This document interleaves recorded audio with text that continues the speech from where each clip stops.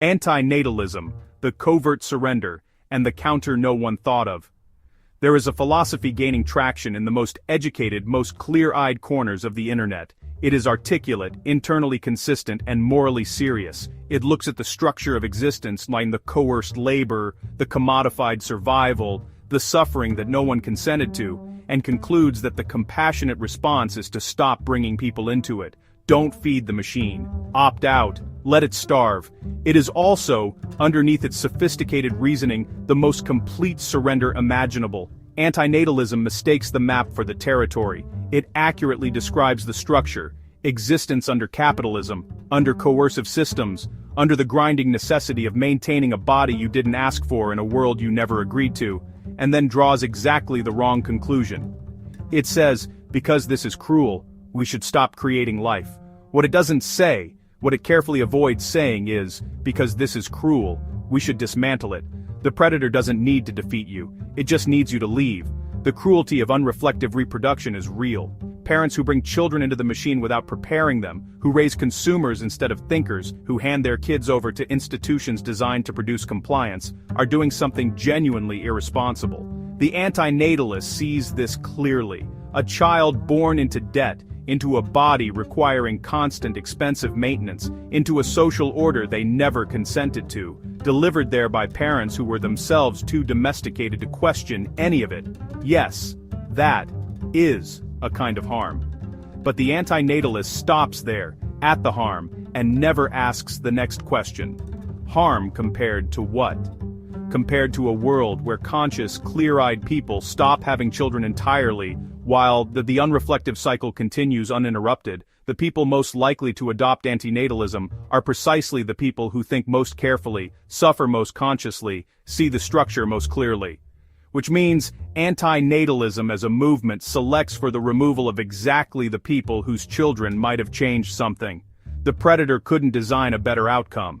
Suffering, properly metabolized, produces something the comfortable never develop. It produces spine. It produces the ability to look at hard reality without flinching, to sit with discomfort without reaching for an exit, to think clearly when everything is on fire.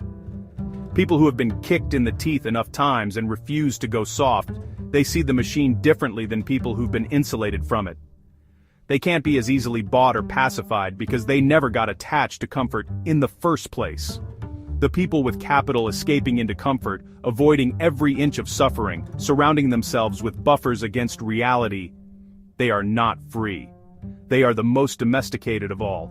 Their wealth purchased them a very elaborate cage, and they call it winning. The person who has suffered consciously and stayed awake through it owns something no amount of money can buy, the knowledge that they can endure, and the clarity that comes from never having been able to look away.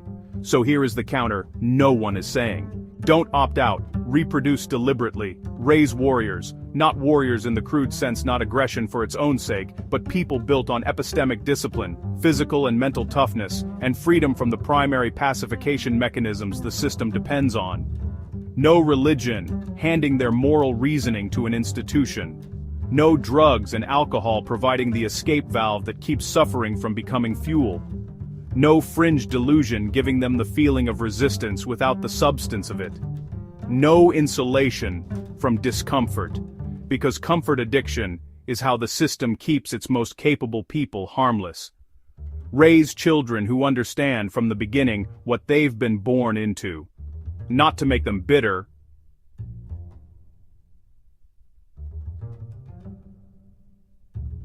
Bitterness is just another form of paralysis.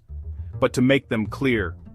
Teach them that the pain is real, that the structure is real, that their labor and attention and compliance are being harvested, and that knowing this is the beginning of being ungovernable.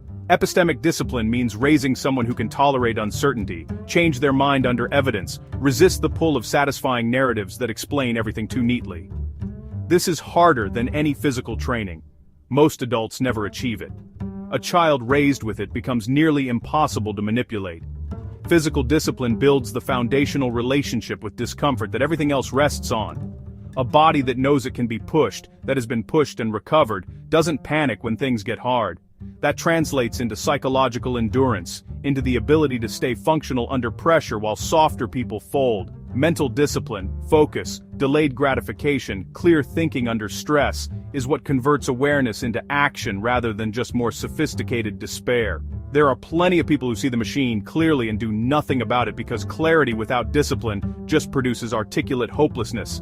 Antinatalism, at its core, accepts one premise it never examines: that the structure is permanent, that the cruelty is so total and so fixed that the only moral response is withdrawal. But structures are not permanent. They are maintained by the participation, compliance, and exhaustion of the people inside them.